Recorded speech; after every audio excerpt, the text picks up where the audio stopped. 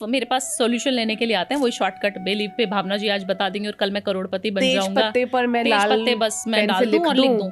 Intention कितनी अच्छी है, मैंने सबसे पहली चीज बोली थी ना, बिलीफ सिस्टम बहुत स्ट्रांग होना चाहिए। दूसरा, इंटेंशन बहुत प्योर होनी चाहिए आपकी। आप जो भी चीज करो, एक तो बिल्कुल अंधभक्त हो जाओ, इफ बट नहीं करो। फिर भावना जी ने क्यों बोल दिया, कहाँ का लॉजिक है, कौन सी किताब, कुछ नहीं, आपने बोला है होगा। और ऐसा एग्जाम्पल मैं आपको देती हूँ, यूके से अंकल आए थे मेरे पास, मेरे ऑफिस में मिलने के लिए आ गए खूब सारे गिफ्ट्स लेके, और मैं और मेरी मैनेजर्स परेशान कि इतने सारे गिफ्ट्स लेके आए हैं, पहली बार मिलने आए हैं, क्या ऐसा हुआ होगा इनकी लाइफ में। 75 ईयर्स ओल्ड यंग मैन, बिल्कुल बिल्कुल एनर्जेटिक, आप देख के बोलोगे नहीं इतने बुजुर्ग हैं वो, बिल्कुल वाइट हेयर, और यूके के अंकल है तो सोच लीजिए बिल्कुल टशन में आ रहे हैं। वो जीके में रहते हैं इधर ही साउथ दिल्ली में।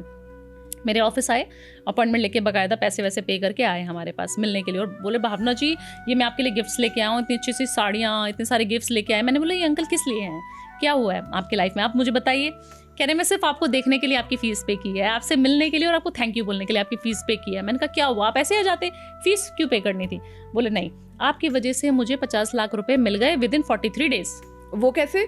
मैंने कहा कैसे, आपने बात करी थी क्या फोन पे, क्योंकि काफी सारे ऑडियो कॉल वाले भी होते हैं। मैंने कहा आपने बात करी थी, नहीं नहीं आपका पॉडकास्ट सुनते हैं ना हम, उसी में पता लग जाता है, उसी से 50 लाख मिल गए।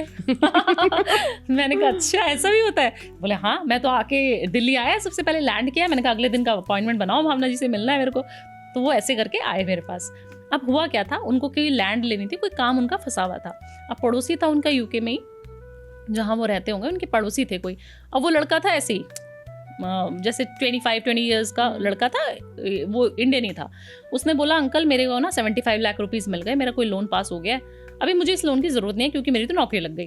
अंकल ने बोला अच्छा, वो तेज पत्ते वाली रेमेडी करे जा रहे थे मेरी, देख देख के किसी पॉडकास्ट में। क्या है वो रेमेडी, जरा एक बार आप यहाँ पर बताएंगे, वो पैसे कमाने वाली रेमेडी।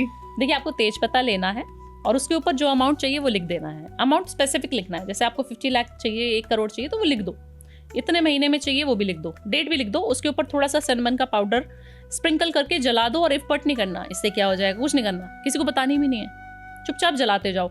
हर शुक्रवार जलाओ, 7 वीक्स तक जलाओ, नहीं तो अगर रोज कर रहे हो तो 43 डेज तक डेली करनी है आपको। और इससे पैसे आ जाएंगे, 100% आ जाएंगे।